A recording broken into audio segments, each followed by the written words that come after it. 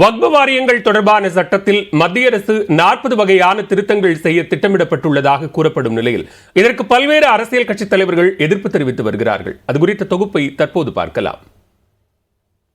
இந்தியாவின் அனைத்து மாநிலங்களிலும் பல்வேறு வக்ஃபுகள் உள்ளன.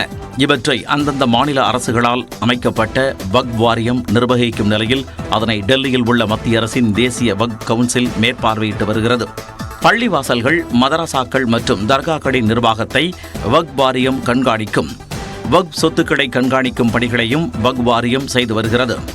நாடு முழுவதிலும் மொத்தம் 7,85,934 சொத்துக்கள் முஸ்லிம் வக்ஃபுகளுக்கு உள்ளதாக நாடாளுமன்றத்தில் 2022ஆம் ஆண்டு தெரிவிக்கப்பட்டது. தமிழ்நாடு வக்ஃப் வாரியத்திடம் சுமார் 60,000த்திற்கு மேற்பட்ட சொத்துக்கள் உள்ளதாக சொல்லப்படுகிறது. இந்நிலையில் வக்ஃப் சட்டத்தில் 40 திருத்தங்களை மேற்கொள்ள மத்திய அரசு திட்டமிட்டுள்ளதாகவும் நாடாளுமன்ற மழைக்கால கூட்டத்தொடரின் இறுதியில் இது தொடர்பான மசோதா தாக்கல் செய்யப்படலாம் எனவும் தகவல் வெளியாகியுள்ளது. குறிப்பாக வக்ஃப் வாரியங்களில் அமைப்பில் மாற்றம், மகளிரையும் உறுப்பினராக சேர்த்தல் போன்ற திருத்தம் மேற்கொள்ளப்பட உள்ளதாக சொல்லப்படுகிறது. மேலும் வக்ஃப் வாரிய நிலங்கள் குறித்த சச்சரவுகளை நீதிமன்றம் மூலம் தீர்த்து வைப்பதற்கான அம்சங்களும் சட்ட திருத்தத்தில் இடம்பெறலாம் என கூறப்படுகிறது.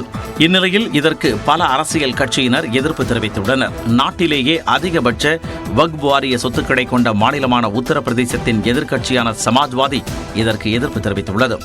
மகாராஷ்டிரா, ஜார்க்கண்ட், ஹரியானா சட்டமன்ற தேர்தல்களில் வாக்குகளை பெறும் நோக்கில் இது கொண்டுவரப்பட உள்ளதாக மனிதநேய மக்கள் கட்சி தலைவர் ஜவாஹிருல்லா விமர்சித்துள்ளார்.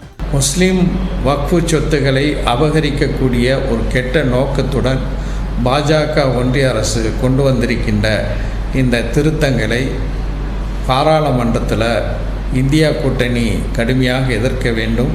இஸ்லாமியர்களின் தனிப்பட்ட அரசியல் உரிமைகளை இது பாதிக்கும் என காங்கிரஸ் மூத்த தலைவர் பீட்டர் அல்போன்ஸ் தெரிவித்துள்ளார்.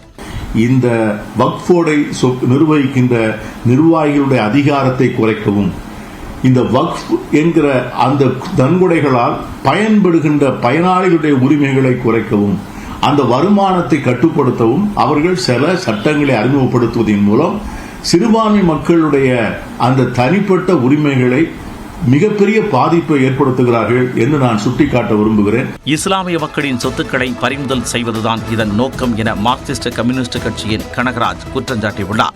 இஸ்லாமிய மக்கள் மீது இதில் ஒரு ஒழுங்குபடுத்துகிற விஷயம்லாம் இல்லை. இஸ்லாமியர்களை அவங்கள ஒரு தங்களை பாதுகாப்பற்றவர்களாக அவங்கள நினைக்க வைக்கிறதுக்கும், எங்களுடைய கருணையில் தான் நீ இந்தியாவில் இருக்க முடியும் என்று சொல்வதற்குமான மிரட்டல், அதே போல சொத்துக்களை பறிமுதல் செய்வது, இதன் அடிப்படையில் தான் இவங்க மூவ் பண்றாங்கன்னு பார்க்க முடியும். திருத்தத்திற்கு எதிராக பல தரப்பிலிருந்தும் குரல்கள் எழுந்துள்ளதால் திட்டமிட்டபடி நாடாளுமன்றத்தில் தாக்கல் செய்யப்படுமா என கேள்வி எழுந்துள்ளது.